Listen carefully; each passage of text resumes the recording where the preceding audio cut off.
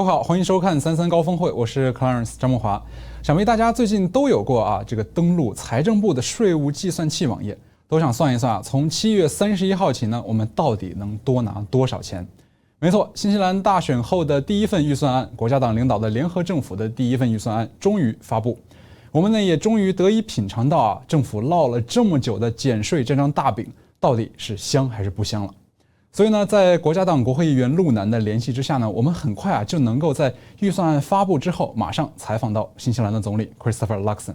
那在本期节目中呢，我们的对话将围绕这份预算案展开深入的探讨。同时呢，现在世界战火纷飞，越来越多的国家开始承认巴勒斯坦国。那我呢，也是想看一看新西兰在这一国际争端中的立场。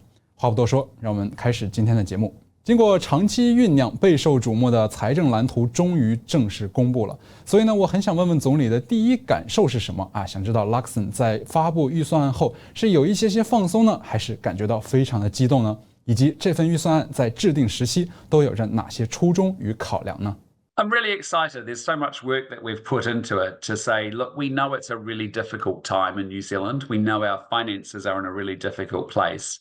But to have been able to deliver tax relief to low and middle income workers, the squeeze middle, as I call them, who are working incredibly hard but still can't get ahead because of the economic situation caused by the previous government, is a good feeling. And so I'm really excited. I just would say to all your viewers, jump on the tax calculator website at budget.govt.nz and actually work it out and put your numbers in and see what the benefit is for you and your family. We had three goals, really. One was to cut the wasteful spending to make sure that every dollar is working as hard as it possibly can that we collect from the taxpayer. The great news is that some of those monies that we've been able to save have gone into tax relief, but they've also gone into funding an increase in the frontline services around health and education and law and order. And so there is more money going into those things, which is really quite exciting because we've got some big goals and big things that we have to deliver there. But really, it was cutting the wasteful spending, putting the money into frontline services and delivering tax relief to people. And that was really our objectives with this budget. 能看出这个 Luxon 对这份预算案整体还是非常激动的，让我也是非常期待从他这里了解更多的内容。目前呢，新西兰所处的国内外环境错综复杂，可以说机遇与挑战是并存的，但是呢，挑战要大一点。所以从总体来看，这一份预算案蕴含了 Luxon 以及新政府对于新西兰未来发展的怎么样的规划呢？或者说有没有什么宏伟的愿景呢？ What we're trying to do is lay down the conditions for future growth because yes, we've got to do job number one, which is, get inflation down so we get interest rates down, so we get the economy growing and we can keep people in work. But the long-term answer for New Zealand is actually how do we grow this economy more and better, and as a result that actually creates a higher standard of living for all of us and enables us to deliver even better public services going forward. So we started to talk about that with respect to our investments in infrastructure, which will help improve what's called economic productivity, but which is enabling us to grow our economy and to make it much larger. So there's some really exciting things. I think investing in education, we're spending more money in education, and that's fantastic, because we're going to teach our kids to do maths, reading and writing much better, and we're making big investments there, and that actually sets us up for a great future as well. So there's I think it's really, we've tried to do a lot of things in a very difficult set of circumstances to give people tax relief, to make sure we move the money out of the bureaucracy to the frontline services on the things that matter most to New Zealanders, and then actually plant the seeds for future growth down the road.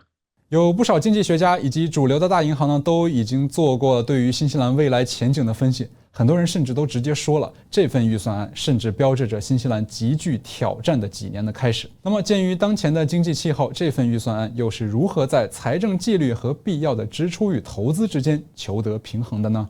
I think we've found that balance, and I think we've got that balance right, because that is exactly the issue. You can get things so tight that you make things what's called austerity, and that actually really, constricts an economy. Then equally, you could carry on doing what has been going on, and we just keep running up debt.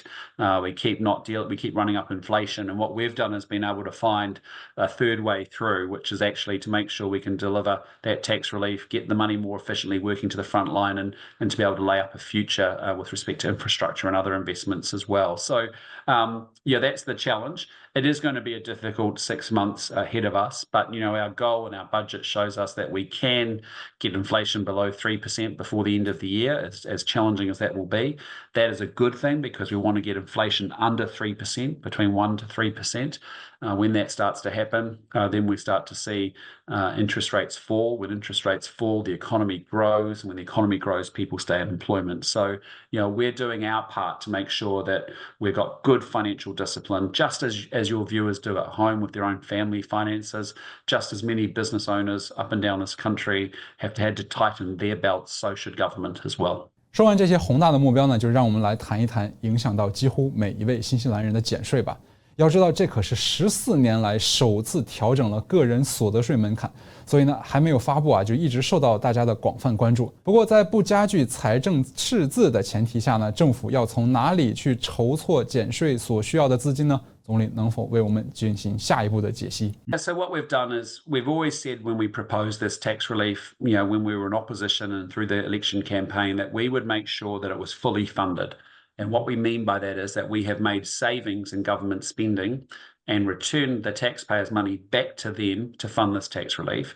We've also been able to raise additional revenues through a number of different areas in order to fund the tax relief. But the net is that the money we give out is fully funded, and as a result, that means it doesn't drive inflation, it doesn't lift interest rates, which is a good thing, and that's the way to do tax relief in this case. So you are right, it's 14 years, and the reality is under a Labor government, it's never a good time to lower taxes. We are a party of lower taxes. We believe very strongly that actually people should keep more of their own money and spend and save it as they see fit, and we also believe that you pay us taxes and we should manage that money very carefully and not waste it with wasteful government spending. And so we're doing everything we can to make sure we bring back that discipline and culture of financial management, that the government manages its money as carefully as you and your families do up and down this country. So I think we've got that balance, really quite right.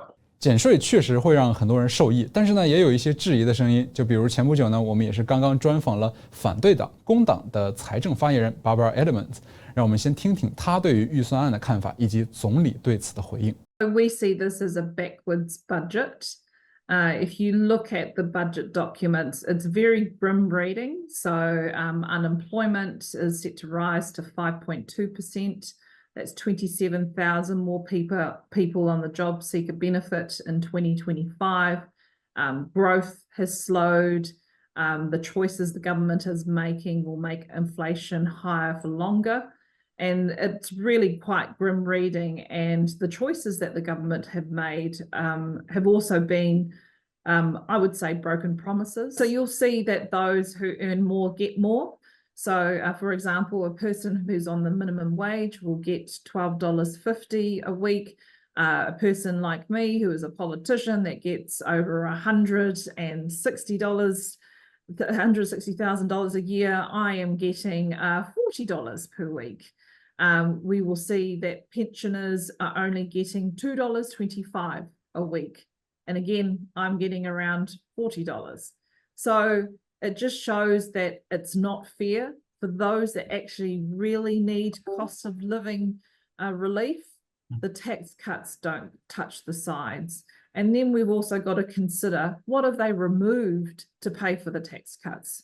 So prescription fees are now back on for some people. So some people will say, well, that's only $5. Well, that's $5 for one item. If you have 4 items that you need, say you're asthmatic and you don't have a community services card, you're not a pensioner, but you're asthmatic and you need inhalers and other drugs, that's going to cost you $5 each. Plus, they've removed public transport subsidies for those under 25. If you're a family that has 2 children that use the bus to go to school, depending on their age, you could be paying up to $40 more a week. So it's a give and take. They've given in one hand, but actually what they've taken away for some people will be worse. I disagree completely, because we're doing 2 things. We're giving people more tax relief which they've never had for 14 years. And at the same time, we're also increasing spending on health. We're also increasing spending on education. And we're also spending money and investing more money in law and order, police, corrections, those kinds of things. And so those are the things that matter most to New Zealanders. Make sure that that we can get this economy moving again, restore law and order, and deliver better health and education. So, we're doing both those things. And so, and where we've made savings, what was important is that we've said, right, if that's getting rid of bureaucracy, if that's getting rid of programs that are not working, that are not delivering results and outcomes for New Zealanders, that's a good thing, because we'd sooner take that money and put it into something else. So, for example, we're going to spend $1.9 billion more on our corrections system. That is enabling us to have 800 more beds and more prison capacity. It's going to enable us to have 700 more corrections frontline officers, some more pay for them, better rehabilitation for prisoners. Well, we've been able to put $1.9 billion into that, but that includes $440 million that was being spent in the correction system that actually the corrections leadership decided actually wasn't delivering the outcomes that we want to see well enough. And as a result, that money has then gone to the front line to enable that 1.5 billion to become 1.9 billion, which is really quite cool. And that's how it should work. That's how it works in the business world. That's how it works in family budgets. That's how it should work in government as well. 不愧是做过 CEO 的人啊，这个有人可能也是会批评 Luxon 将企业管理的一些做法照搬到了政府层面，比如说呢为议员去设立 KPI 等等。但是呢，从他阐述的，比如说像重新分配资金，还有优化开支的做法来看，确实与商业界以及家庭理财的常规操作不谋而合。可以这么说吧，在财政管理这一点，无论是在企业、家庭还是政府，其实呢都有一些共通之处。但是呢，我还是想发一个灵魂问题啊，就是预算案发布了之后呢，我看到也是有人在说啊，取消半价公交补贴，然后又给你减税，这难道不是一边给你一边又拿的例子吗？而且反对党人家也是抓着这一点一直批评总理的呀，看看他是怎么回应的。Look, I mean, as I said to you, we're not afraid to make tough choices. And what we have to look at is to say, every dollar we're spending, what gives us the best bang for our buck? What gives us the most value for money? What is the best way how to spend that money? And that's what we've been very focused on. And that's why I'm saying, yes, it means that, yes, we've decided, for example, that we actually need to, the first home grant was a very expensive, very ineffective program in the reality, and that money would be better spent creating 1,500 more social housing places in New Zealand. So there's a good example of a choice or a trade-off that we've had to make. And the reality is, because we do have a very tight financial situation in New Zealand, but I'm very proud that I think we've got the balance right. I think we've really been able to give people tax relief so they can keep more in their own pocket. And, it's interesting, talking to families that ended up in budgeting services because their interest rate on their house went from 2.5% to 6.5%. They had to find $750 a fortnight. Well, this money is going to help them with that. It's the families I met in food banks who are low and middle income workers. They're working New Zealanders, but their salary and their wages doesn't go far enough to be able to afford all the groceries that they need. Well, this is going to help them. It's the woman that I heard say that she's going to spend the money on school shoes for her kids, which is a pretty basic need, right? And so this money is going to be very, very helpful to that family.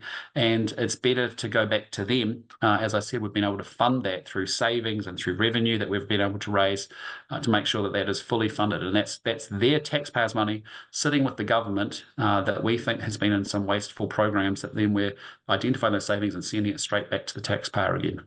既然他说到了取消首次购房补贴，我们也要问一下，因为呢，我们也是注意到，在这种社交媒体上啊，也有一些这种批评的声音啊，说政府呢是取消了这个首次购房补贴的决定，会进一步加大年轻人购买首套房的难度，甚至呢，有人公开表示，就是说后悔上次大选呢投票支持了国家党，就是由于这一决定。那显然呢，住房是民生的一个重要的课题，总理又会如何回应民生的这些关切 ？What I'd say on that is that the home loan, the first home loan program remains, which is helpful for people getting deposits together, and that still remains. The reality, it was a very expensive program used by, I think, 7,000 people across New Zealand. And the reality is, yes, it just means and it means that I know people won't will be frustrated by that decision or that choice, but that is one of the tough choices that we made, saying, yes, you're going to have to just save a little bit longer in order to be able to secure the first home. So it just pushes out the program by a couple of months for people, the 7,000 people that were previously using the services. Of course, if people have been approved for that in recent times, we'll continue to honour that, that arrangement. But that's a good example, as I said before, of the choices, and that money is being used now to fund 1,500 social housing places, which is actually a really big priority when you've got families that are really impacted in that way without secure housing. 通过今年的这份预算案，我们能看出当中有很多措施都是着力在支持有着子女的家庭，为这一群体带来了实质性的利好。但同时呢，也有人提出了疑虑，那我们单身人士和无子女家庭是否会在这份预算案中被忽视或者照顾不周呢？94% of households in New Zealand will benefit from some form of tax relief, but we've also made a choice to say we're going to tilt the balance to low and middle income working families. And part of that is because there is tax relief. As I said, I think the average income household will get up to $102 a fortnight. But actually, there is also, if you've got young children dealing with early childhood expenses, then you could be up to another $150 on top of all of that as well. So, that the circumstances differ by individuals, but we have made a decision, yes, 94% of households in New Zealand, 1.9 million households will benefit from tax relief, but there is a big emphasis particularly on low and middle income working families. 再具体一点就是领着最低工资的人，每周呢可能才能多拿约12.5块，而领取养老金的长者夫妇2人每周则仅仅多拿4块多钱。那有观点也就认为了，你看这样的增幅对于改善底层群体生活明显是杯水车薪嘛。那这真的是政府目前的最大诚意了吗？ On retirement, it's actually based off after average tax earnings, so it's adjusted each year, and I think it over the next 2 years it moves up to $26 a fortnight from memory. But what we've done here is we're saying, yep, vast majority of households are going to benefit in some form or another, but we have made a conscious choice to say for those young families with lower middle incomes, that is a really good thing. It's the right place for us to be investing. I acknowledge that some minimum wage workers are often part-time students or part-time workers. There'll be some relief, but again, yes, we're going to provide relief to as many households as we can, as we've done, but we have put a weighting on those families. 好的，那以上就是我们针对这一次预算案采访到总理的一系列问题。能看出这个不容易是真的，未来充满挑战也是真的。而这份预算案能否应对当前的经济环境的这些挑战，控制赤字债务，让新西兰重回正轨呢？恐怕只有时间能告诉我们答案了。那熟悉我们频道的观众朋友们呢，都应该也是了解到，就是我们一直也是在跟踪报道非常多有关于以哈现在冲突的新闻呢。所以在本期专访的最后一个环节，我们问到了总理有关巴以冲突上面的一些问题。所以首先 Luxon 是如何评价目前巴勒斯坦与以色列这个冲突的呢？ Our view very strongly is that, we have said months ago back in February that we did not want to see Israel going into It's really important. We think it would be catastrophic outcomes for humanity there. What we really have been calling for is a ceasefire. For that to happen, we need Hamas to release hostages. We need Israel to act within international law and also make sure that it provides pathways for aid and assistance. But the most important thing here is that actually the parties need to enter negotiation and start to work through how they would secure peace here, but ultimately a two-state solution, and that's something that New Zealand has had a long-standing position about, is that long-term peace is not going to be solved through military action here. It will be solved by the parties coming together and putting some serious hard work in to develop and secure a two-state solution. 围绕巴勒斯坦领土主权的国际争议也是一个异常敏感的话题，但是呢，像挪威、爱尔兰以及西班牙都已经是宣布要承认巴勒斯坦国。而新西兰的好邻居澳大利亚，好像也是在探索这一问题的可能性。